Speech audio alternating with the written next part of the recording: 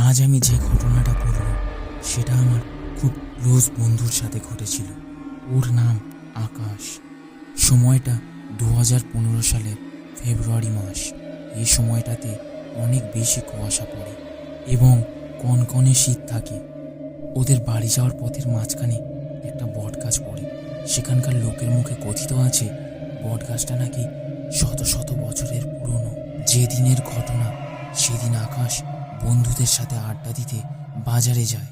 বন্ধুদের সাথে গল্প করতে করতে অনেক রাত হয়ে যায়। রাত তখন বাজে 11টা কি 12টা। শীতের রাত হওয়াতে বাজারে কোনো ভ্যান বা রিক্সা ছিল না। আর সেদিন প্রচুর কুয়াশা পড়েছিল, তো কোনো রিক্সা না পাওয়াতে আকাশ হেঁটে হেঁটেই বাড়ির পথে রওনা হলো। ওর সাথে কেউ ছিল না, আর শীতের রাত হয় রাস্তা একদম ফাঁকা ছিল। হাঁটতে হাঁটতে যখন আকাশ ওই বট গাছটার নিচে এলো, তখন ওর মনে হলো ওর মুখে যেন কেউ টর্চের আলো ধরেছে, আর সেই আলোটা আসছে ওই বট গাছটার উপর থেকে। আকাশ ভাবলো কেউ মজা করার জন্য গাছে উঠে আছে কে আছে তা দেখার জন্য ও সেখানেই দাঁড়িয়ে পড়ল।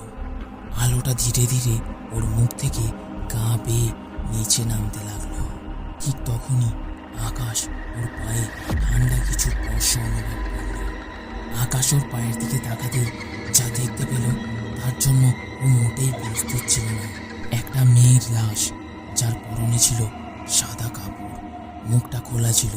মুখের দিকে তাকাতেই ওর শরীর ভারী হয়ে গেল, কারণ মেয়েটির মুখ ছিল একদম সাদা আর বীভৎস।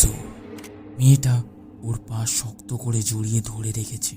ওর কাছে ওর শরীরটা মনে হলো কয়েক গুণ ভারী হয়ে গেছে। কিছুতেই পা ছাড়াতে পারছে না। ও অনেক সাহসী ছিল। আকাশের শরীরের প্রতিটি রক্তকণা তখন যেন জমে গিয়েছিল। মেয়েটির বীভৎস মুখের দিকে তাকিয়ে তার সাহসও যেন ফুরিয়ে যাচ্ছিল। সে পুরোপুরি স্তব্ধ হয়ে গিয়েছিল।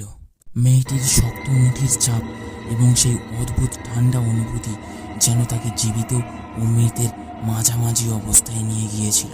তারপর হঠাৎ তার একটা প্রবাদ মনে পড়ল, যে কখনো ভয় পায় না সে তার পথ ঠিক খুঁজে নেয়। এই প্রবাদ মনে আসতেই আকাশ তার সর্বশেষ সাহস জড়ো করে দৃঢ় মনোভাব নিয়ে বলল, তুমি যেই হও আমাকে দয়া করে ছেড়ে দাও। এই কথা বলার পরেই মেয়েটির মুখে একটা ভয়ঙ্কর হাসি ফুটে উঠল। তারপর হঠাৎ করে অবিশ্বাস্যভাবেই মেয়েটির হাতের চাপ অনেকখানি কমে গেল এবং মেয়েটির লাশটা যেন বাতাসে মিলিয়ে গেল। আকাশ দেখল তার পা অবশেষে মুক্ত। সে সাথে সাথেই দৌড় শুরু করলো। সে যেন তার জীবন বাঁচানোর জন্য দৌড়াচ্ছে। বটগাছটা থেকে দূরে সরে আসার পর সে পিছনে তাকিয়ে দেখল যে সেই বটগাছটার নিচে সবকিছুই ঠিকঠাক আছে, কোনো অস্বাভাবিক কিচ্ছু নেই।